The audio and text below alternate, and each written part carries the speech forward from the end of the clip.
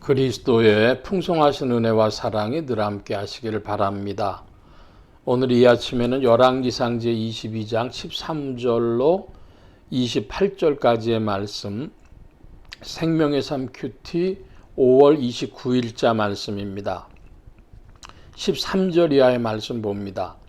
미가야를 부르러 간 사신이 일러 이르되 선지자들의 말이 하나같이 왕에게 길하게 하니 청하건대 당신의 말도 그들 중 한 사람의 말처럼 길하게 하소서. 미가야가 이르되 여호와께서 살아계심을 두고 맹세하노니 여호와께서 내게 말씀하시는 것 곧 그것을 내가 말하리라 하고 이에 왕에게 이르니 왕이 그에게 이르되 미가야야 우리가 길라 라못으로 싸우려 가랴 또는 말랴. 그가 왕께 이르되 올라가서 승리를 얻으소서. 여호와께서 그 성읍을 왕의 손에 넘기시리이다. 왕이 그에게 이르되 내가 몇 번이나 네게 맹세하게 하여야 여호와의 이름으로 진실한 것으로만 네게 말하겠느냐. 그가 이르되 내가 보니 온 이스라엘이 목자 없는 양같이 산에 흩어졌는데 여호와의 말씀이 이 무리에게 주인이 없으니 각각 평안히 자기 집으로 돌아갈 것이니라 하셨나이다. 이스라엘 왕이 여호사밧 왕에게 이르되 저 사람이 내게 대하여 길한 것을 예언하지 아니하고 흉한 것을 예언하겠다고 당신에게 말씀하지 아니하였나이까. 미가야가 이르되 그런즉 왕은 여호와의 말씀을 들으소서. 죄송합니다. 미가야가 이르되 그런즉 왕은 여호와의 말씀을 들으소서. 내가 보니 여호와께서 그의 보좌에 앉으셨고 만군의 하나님이 그의 좌우편에 모시고 서 있는데 여호와께서 말씀하시기를 누가 아합을 꾀어 그를 길르앗 라못에 올라가서 죽게 할까 하시니 하나는 이렇게 하겠다 하고 또 하나는 저렇게 하겠다 하였는데 한 영이 나와 여호와 앞에 서서 말하되 내가 그를 꾀겠나이다. 여호와께서 그에게 이르시되 어떻게 하겠느냐. 이르되 내가 나가서 거짓말하는 영이 되어 그의 모든 선지자들의 입에 있겠나이다. 여호와께서 이르시되 너는 꾀겠고 또 이루리라. 나가서 그리하라 하셨은즉 이제 여호와께서 거짓말하는 영을 왕의 모든 선지자의 입에 넣으셨고 또 여호와께서 왕에 대하여 화를 말씀하셨나이다. 그나아나의 아들 시드기야가 가까이 와서 미가야의 뺨을 치며 이르되 여호와의 영이 나를 떠나 어디로 가서 네게 말씀하시더냐.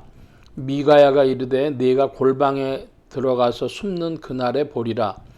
이스라엘 왕이 이르되 미가야를 잡아 성주 아몬과 왕자 요아스에게로 끌고 돌아가서 말하기를 왕의 말씀이 이놈을 옥에 가두고 내가 평안히 돌아올 때까지 고생의 떡과 고생의 물을 먹이라 하였다 하라.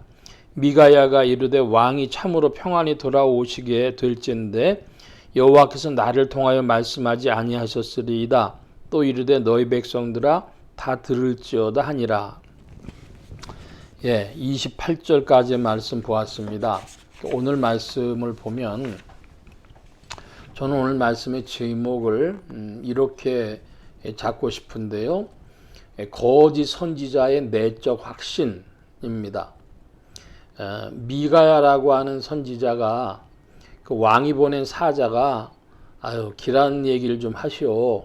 그랬더니 자기도 별로 싸우고 싶지 않으니까 그렇게 좋게 얘기했습니다. 그냥 올라가십시오. 그랬더니 왕이 좀 더 자세한 얘기를 이제 들어보려고 그 마음에 없는 소리 하지 말고 너로서 여호와의 이름으로 진실한 것만 말해라. 그랬더니 이제 이 미가야가 자기가 본 것을 이야기하죠. 그랬더니 내용인즉슨 이제 아합이 전쟁터에 나가서 죽게 하겠다 하는 그런 이야기를 하나님과 그 사자들이 영이 이야기를 나누는 것을 이야기했습니다. 거짓말하는 영이 돼서 400명의 선지자들에게 나가 있겠다. 그런 이야기를 했습니다. 자, 그랬더니 이제 시드기야가 미가야의 뺨을 치면서 여호와의 영이 나를 떠나 어디로 가서 네게 말씀하시더냐 그럽니다.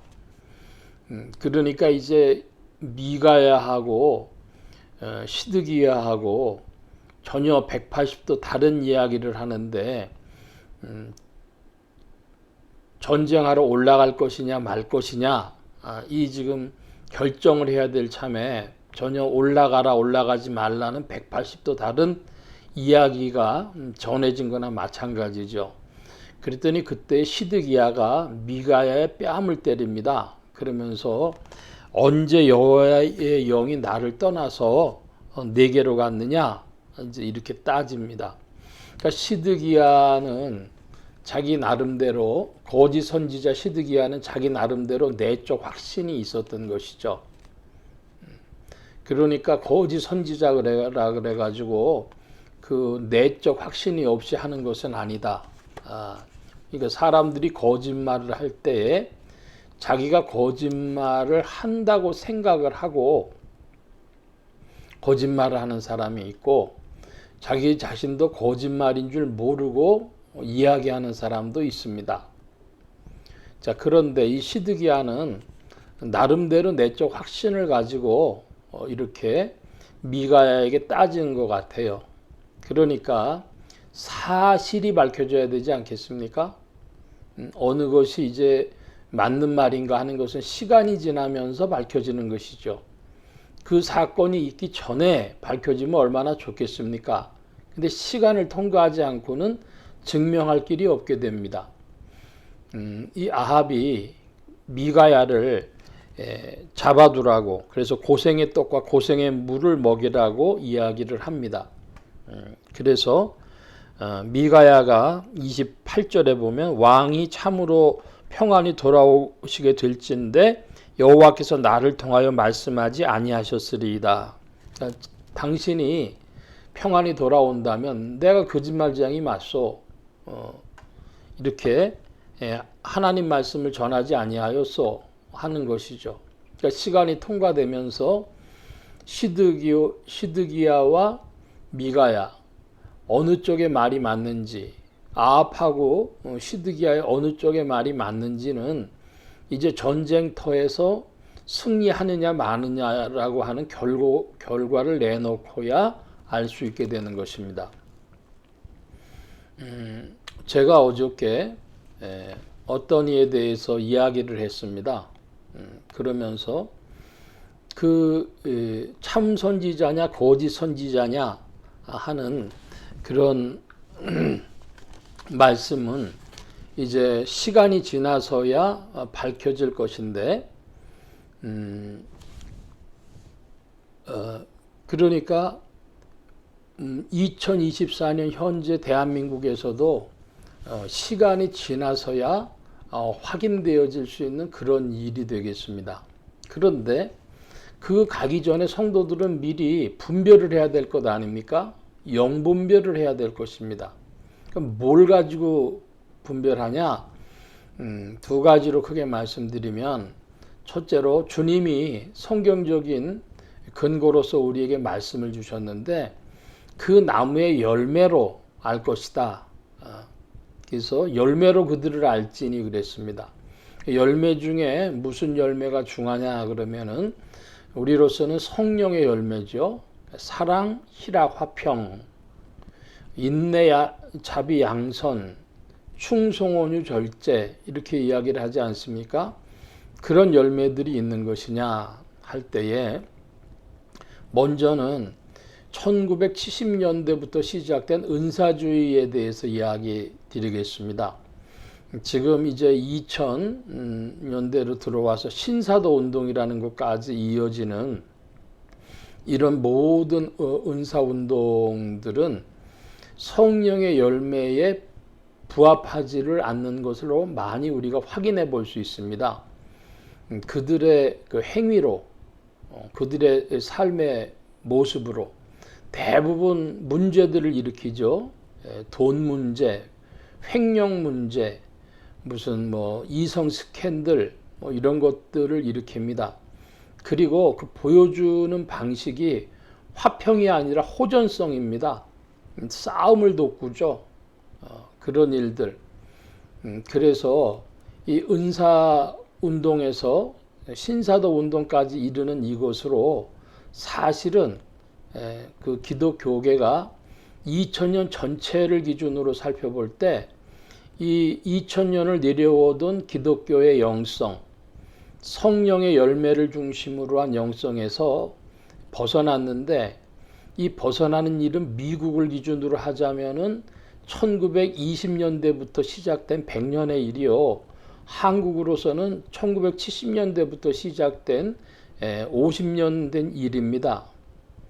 그러니까 이런 영성은 기독교 영성에서 속하지 않는 것입니다. 그런데 우리 오늘 한국교회가 이런 영성에 사로잡히기를 거의 7, 80%의 교회들이 이런 영성에 사로잡혀 있다고 이야기할 수 있을 것입니다. 한국에서 2000년 교회사의 영성에서 내려오는 대로 근간과 부합하는 영성을 살펴본다면 장로교회의 좀 보수적인 교회들 일부하고 또 감리교회에서 그 성령 운동을 하고 사회 운동을 하던 선교 운동을 하던 일부 교회들, 그런 교회들에서 이런 전통이 아직도 내려오고 있지만 1970년대 이래로는 은사운동에 휩쓸려 들어간 교회들이, 대한민국의 교회들이 저는 70% 이상 된다고 그렇게 추정을 해봅니다. 그러니까 이제 거짓 선지자의 내적 확신과 영분별의 문제에서 성도들은 이 문제에 있어서 성경을 기준으로, 성령의 열매를 기준으로 살펴보면 알 수 있다. 혹은 이제 바울의 서신들이 있습니다. 바울 서신이 보여주는 인격성, 인격주의가 있어요. 그걸 기준으로 살펴보면 영분별을 할 수 있으리라 믿습니다. 영분별이 막연하죠. 이것이 성령으로 말미암았는지 혹은 다른 영으로 말미암았는지를 어떻게 알겠습니까? 그 알 수 있는 것은 성령의 열매를, 갈라디아서의 말씀이 기준이고, 둘째로 그 바울의 서신들에 나오는 인격주의를 기준으로 살펴보면 우리가 알 수 있다 하는 것입니다. 그런데 이 말씀을 붙들고 하나님 앞에 기도하면 가르쳐 주실 줄로 믿습니다. 우리가 분별이 어려울 때에 말씀을 상고하면서 이제 구체적으로 기도하죠. 하나님, 이 신천지는 어떻게 된 것입니까? 혹은 또 하나님의 교회라고 하는 데는 무엇입니까? 무엇이 잘못됐습니까?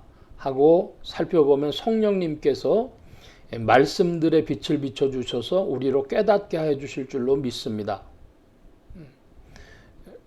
특별히 이제 이 21세기 2024년 현재 종말론으로 성령론으로 혼탁해진 모습을 구원론으로 혼탁해지는 모습을 보여줄 때에도 세상 끝날까지 성령님께서 역사하실 것이기 때문에 성도들이 성경 말씀을 상고하면서 질문하면 영분별이 되어지는 줄로 믿습니다. 영분별이 우리 신앙에 매우 중요한 것이고, 이단에 끌려 들어가는 성도들은 두 가지 요소 때문에 끌려 들어가는데, 하나는 영분별을 잘 못해서 끌려 들어간다. 그 영분별을 못하는 이유는 성경 말씀을 붙들고 상고하지를 못해서 그렇다. 이렇게도 이야기 드릴 수 있습니다. 요즘에 보면 무슨 여자 목사가 또 문제가 되는 것 같은데, 그 모든 것들은 인격주의라고 하는 기준을 가지고, 바울 서신을 기준을 가지고 살펴보면 다 많은 성도들이 금방 분별할 수 있는 일들인데, 성도님들이 어떤 면에서는 용기가 없거나 게으르거나 둘 중에 하나로 물리치는 일을 잘 못하는 것 같습니다. 그래서 다시 한번 지적하며 말씀드리면, 성령의 열매로서 그들을 알 것인데 성령의 열매로 보고, 특별히 사도 바울이 보여준 것이 이 지상교회에 또한 여러 가지 움직임들의 기준점이 된다. 서신들의 인격주의를 가지고 보면 지상교회의 이단들, 다른 영을 분별할 수 있다. 이런 말씀드립니다. 그러므로 부지런히 성경 말씀 가까이 하는 성도님들 되시기를 축원합니다. 오늘 말씀 좀 길어졌습니다. 여기까지 봅니다. 기도합니다. 만복의 근원 되신 주님 함께해 주셔서 이 지상의 교회와 성도들에게 영분별에 또한 긍휼을 베풀어 주실 때에 성경 말씀을 가까이 하고 주님께 질문하며 성경이 말씀하는 성령의 열매를 기준으로 또 바울이 보여준 본으로 분별할 수 있도록 도우시며 인도하여 주옵소서. 한 주간 남은 날들에도 주께서 세임 주심 의지하며 예수 그리스도의 이름으로 기도하옵나이다. 아멘.